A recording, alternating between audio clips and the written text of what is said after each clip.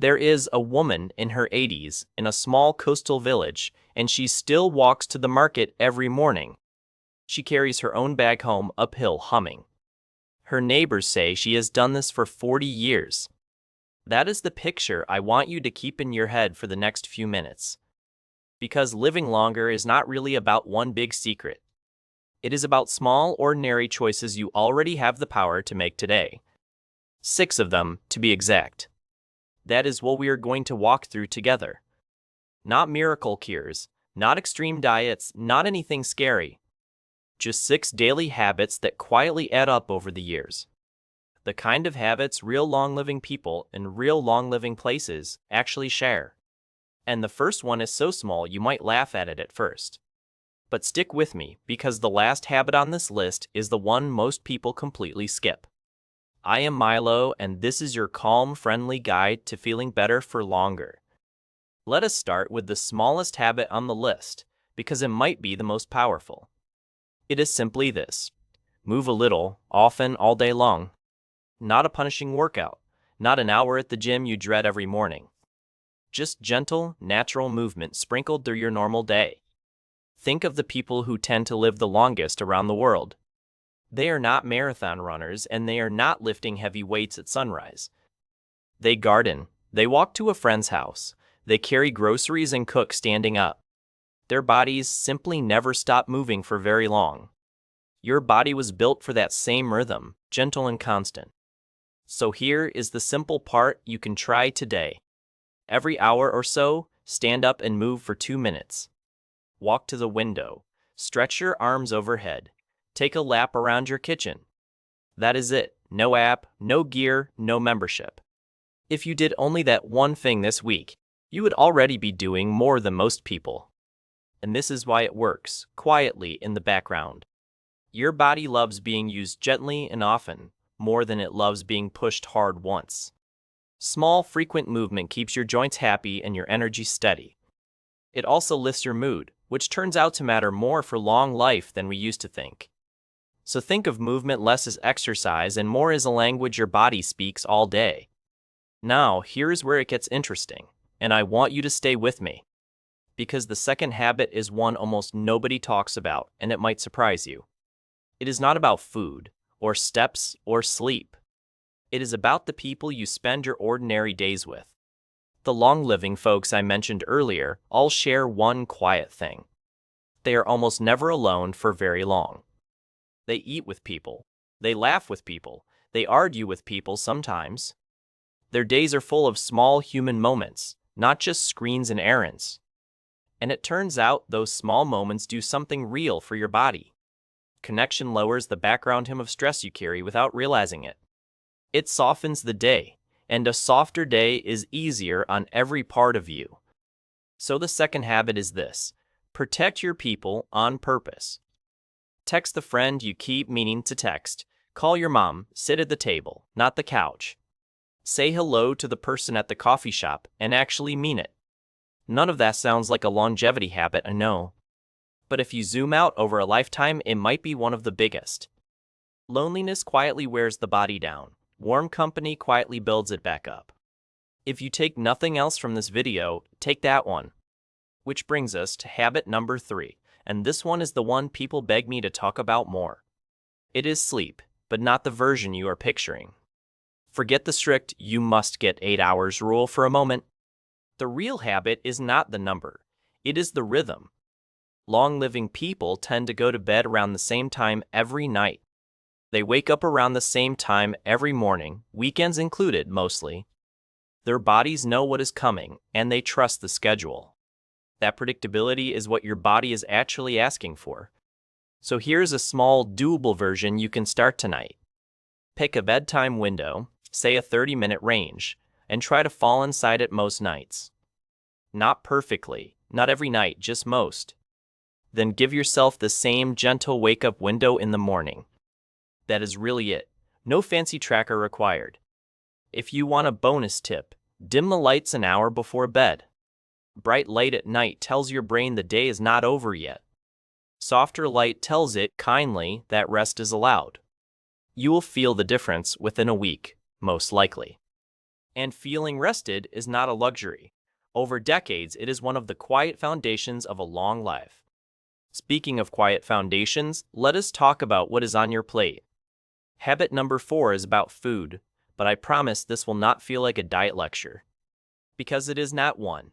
Diets come and go. What we are doing here is bigger and simpler. The habit is this: eat mostly plants most of the time and stop just before you feel full. That is the whole rule. Read again if you want. Notice what it does not say. It does not say never eat bread. It does not say cut out sugar forever. It does not say count anything.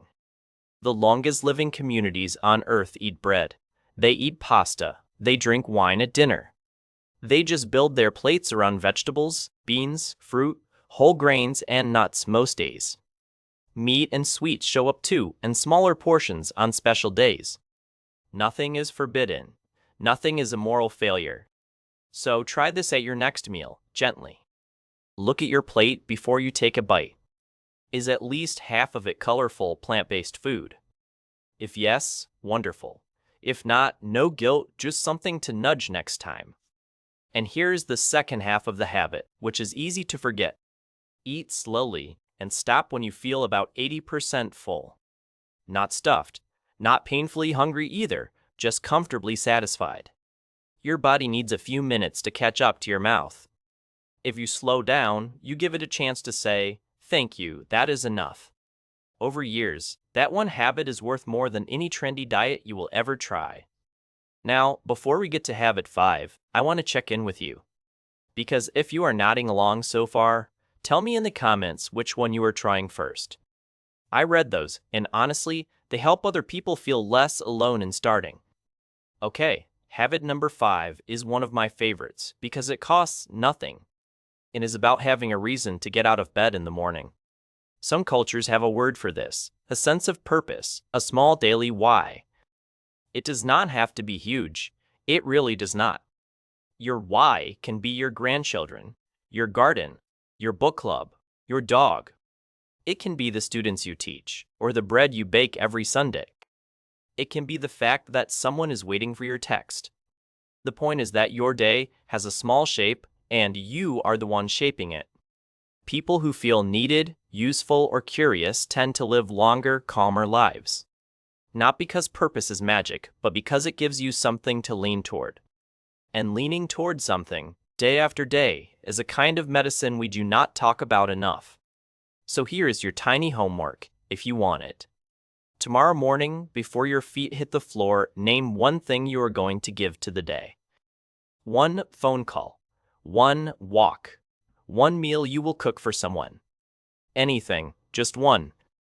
It sounds too simple to matter. It is not. That one small intention will shape the mood of your entire day. And your days stacked up will become your life. Which brings us to habit 6. This is the one most people skip, and I told you at the beginning we would get here.